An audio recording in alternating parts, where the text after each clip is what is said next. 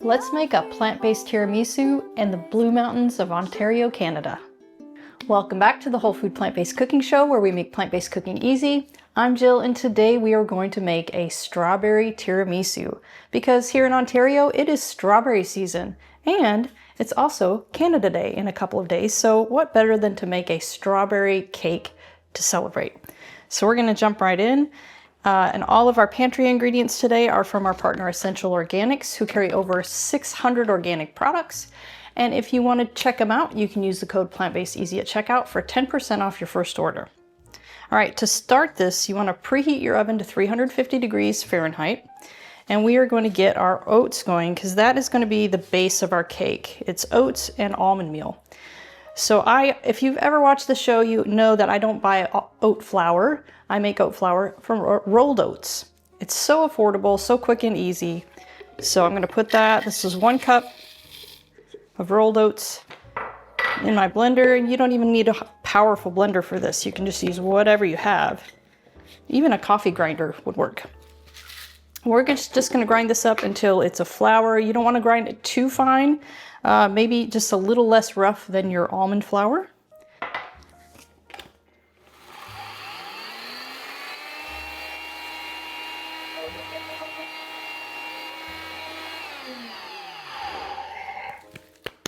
There we go. I don't like to over grind the oats to a really fine powder because then I feel like it makes the cake a little bit too dense. And this helps to keep it a little bit fluffy, even though it is going to be dense because it's plant-based. We're not using any refined ingredients, so it is just slightly dense. Here we have 3/4 cup of almond meal, and I like to use the fine almond meal because it already has the skins of the almond removed, so it stays a lighter color like this. You can definitely use the almond meal, which is the almond that's ground with the skins on, but it just creates a little bit darker cake. All right, now we have 1 teaspoon of baking powder and 1/2 teaspoon of baking soda. We're just gonna whisk those up a little bit just to get them well mixed before we add our wet ingredients. Okay, for the wet ingredients and for the sweetener, just like the flours, I don't use refined ingredients, so our sweetener is going to be from dates. This is 1/2 cup of pitted dates. Then we've got a teaspoon of vanilla extract and 1.5 cups of plant-based milk, and an unsweetened plant-based milk because the sweetness is going to come from those dates. This is an almond milk, but you can use whatever plant-based milk you like. And I'm only going to use about 1/2 of this to blend the dates. If you use too much liquid when you're blending your dates, the dates don't get pulverized enough. So we're just going to use about 1/2. We're going to use the same blender, and we're going to blend this until those dates are completely pulverized.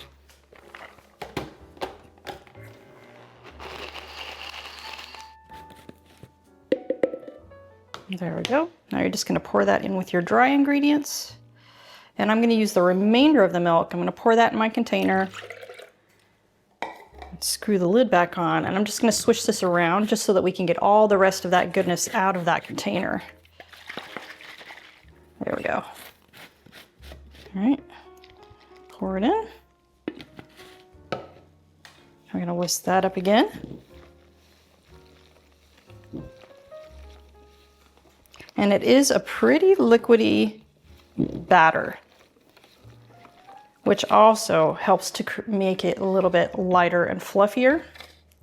All right, then you're going to need a 9x9 brownie pan, which I already lined with parchment paper so that it's really easy to get that cake out because we're going to be cutting that in half and layering it. So you want to be able to get it out of your pan very easily. So even, whatever tin you have or a glass one, make sure you put a piece of parchment in it. Then we're just going to pour that into our pan.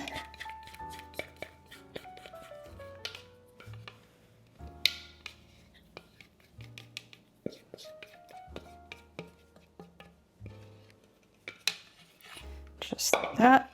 You don't even really need to flatten the top with the spatula because it's liquidy enough where you can just kind of self-level, just like that. All right, so now we're gonna put this in the oven for 27 minutes on 350. All right, while our cake is in the oven, I thought we'd check in on our sprouts. This is our sprout kit from the Sprouting Company, and it has been such a help for us while we're traveling to help us stay on track and stay healthy and eat healthy. This is our latest batch of broccoli sprouts. We're about 3 days in, so we're about ready to harvest today. And it's got this really nice all-in-one stand here, which is so strong and really great for traveling, especially because it's really strong. And once we get done with that, we always keep our sprouts in the refrigerator in a big container like this. We just pile them in there, and then we can easily just get them out, put some on our breakfast, put them on our lunch and dinner. We're trying to get sprouts into every meal somehow. Of course, it won't be in today's recipe because it's a dessert, but we're going to try to get it in our other meals at least. And if you want to get a kit of your own, there'll be a link in the description. And if you use the code Plant-Based Easy at checkout, you get 10% off your order. All right, now we're going to move on to our cashew cream frosting. All right, for our frosting, I have a 1.5 cups of cashews that I did a quick soak on. So I just used some hot water and I poured it over for about a half an hour, maybe an hour would be better.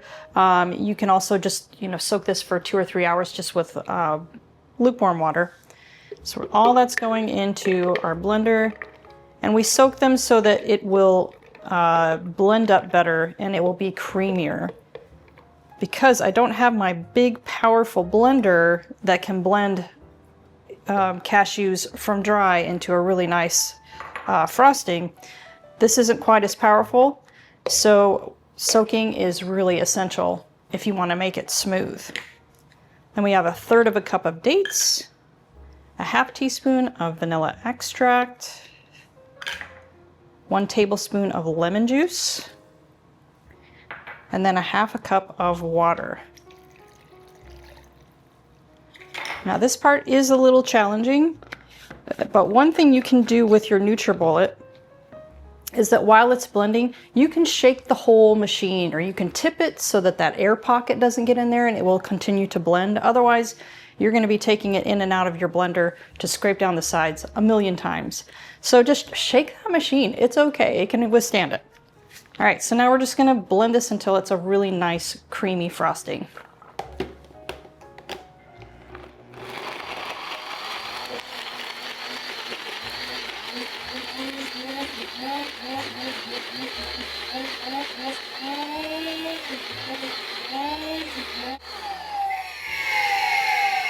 There we go. There we are. Our frosting is ready. So now all we're waiting on is for our cake to finish. And when that cake is finished, you want to set it out on a cooling rack and let it cool completely before we start assembling. There's no denying the plant-based diet is a nutrient powerhouse, but did you know there are a handful of hard-to-get nutrients even well-crafted diets are often lacking? The latest research suggests that complementing your diet with a few specific vitamins, minerals, and omega-3s will help boost your energy and keep you thriving for the long term. That's why my daily health routine includes Complement Essential. Complement Essential contains the 8 critical nutrients lacking from most plant-based diets in dosages optimized specifically for us. As a special discount for our viewers, just use code Plant-Based Easy at checkout to save 15% off of your order. Okay, our cake is cooled, so you want to take that out. I'm just going to take it out here on the counter. So I'm going to show you the whole process here. So you're going to need like a bread pan like this. You can use a tin one, that would be fine too. And then you want to put a piece of parchment paper just down in it like this. It doesn't have to be all the way to the ends. That will be fine. If you want to fold it around the ends, that's fine too. And I'll show you why in just a second. So you're going to peel your cake out here. And I'm even going to peel it off the bottom. So I just kind of flop it onto my palm and gently pull that off. And keep it on the counter though. All right, now you want to cut this in half equally. And then you're also going to cut off of the long side here. You're going to cut off just the edge of each, just to make it look kind of clean and so that it fits into the bread pan better, because it will be just a little bit wider than your bread pan, especially in the bottom. They seem to be a little bit less wide on the bottom. Okay, there we go. Now we're going to place one of those. You got to do it really gentle so you don't break your cake. Oops, didn't get that edge cut quite. And you're going to put that down in the bottom of your bread loaf. Okay, just like that. Then you're going to take a little bit of your whipped cream or whipped cream frosting, about half, and you're going to put it on top of that cake. Spread it out pretty evenly. So this essentially is going to keep your cake really nice and clean. If you try to decorate this freeform at this point, it's going to slump and that frosting is going to ooze out the sides. So this way we can make it in this little form, and then we can put it back in the refrigerator and let it kind of set up more so that when you cut it, it doesn't just, you know, deflate your whole cake and ooze the toppings out everywhere. So you want to get it really pretty evenly spread. Okay, a little bit more. And then I like to even use these at the end when we put our second layer on the top, because the tops are usually just a little bit wider on the top. I put those edge pieces on the outside of the parchment paper just so I can keep it really nice and uniform tall.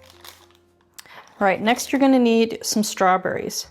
So for the total recipe, you're going to need just a little less than a pound of strawberries. So I would just buy a pound and then cut what you need. And I just quartered them into little chunks. And you're just going to put a bunch of those on that layer. And some of them you want to put like the flat side out so that when you do peel this paper back, you'll see frosting, then strawberry, frosting, then strawberry. Just looks a little bit nicer if you can do that. So I'll put those nicer looking ones on the outside or on the edge.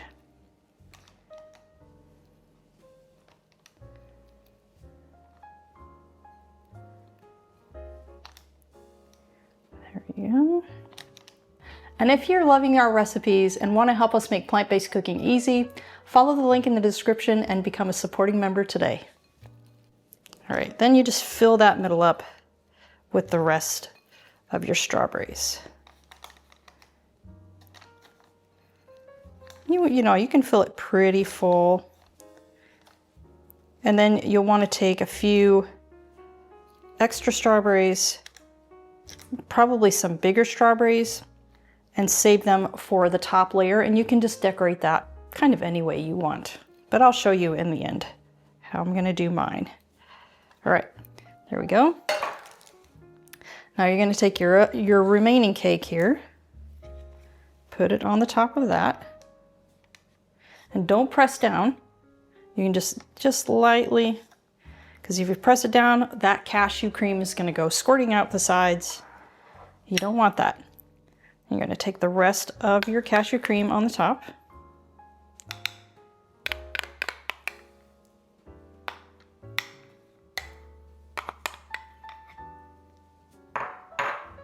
And you want to try to keep it on the top of the cake. And that's why I keep these little pieces here. So if I do this and I stick these kind of on the edge just like that, it keeps that cashew layer from oozing down over the edge of your cake. Put it there now. Just kind of lightly tuck it in there just to hold that up. Okay. And then you can fold it down a little bit and spread your frosting out here. And you don't have to do a super really pretty decorating here or smoothing that top, because we still have some dusted cocoa and strawberries that are going to decorate the top. So you're not even going to see the top of this.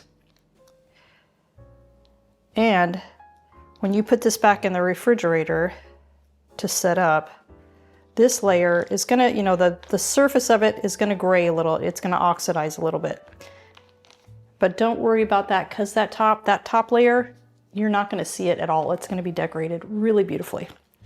All right, so now this is gonna go back in the fridge, preferably overnight, but at least a couple hours before you serve it, just so that it can stiffen up a little bit so that it doesn't deflate when you're cutting it. So back in the fridge, and I'll show you how to decorate the top when it's done.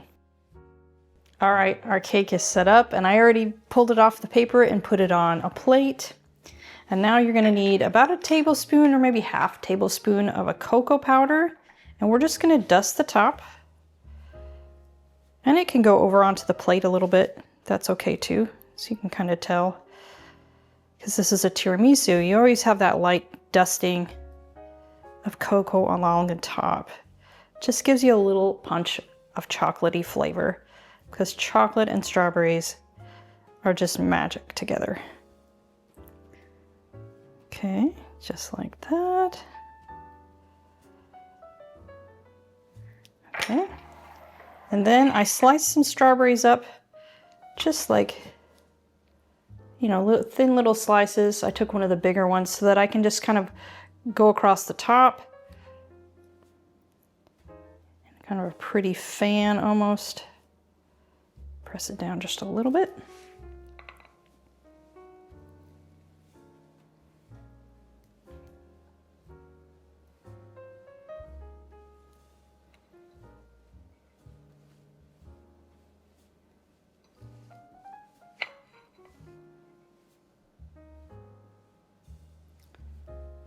Just like that. Whoa, look at that. How pretty.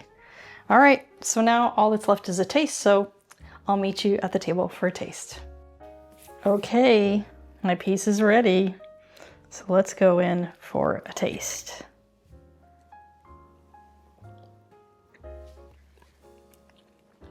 Mmm.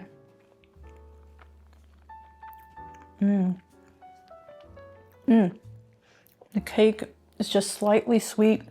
Then you get the tartness of the strawberry. And the creaminess from that cashew cream. Yum. You're gonna love it. Come on back next week for another great recipe.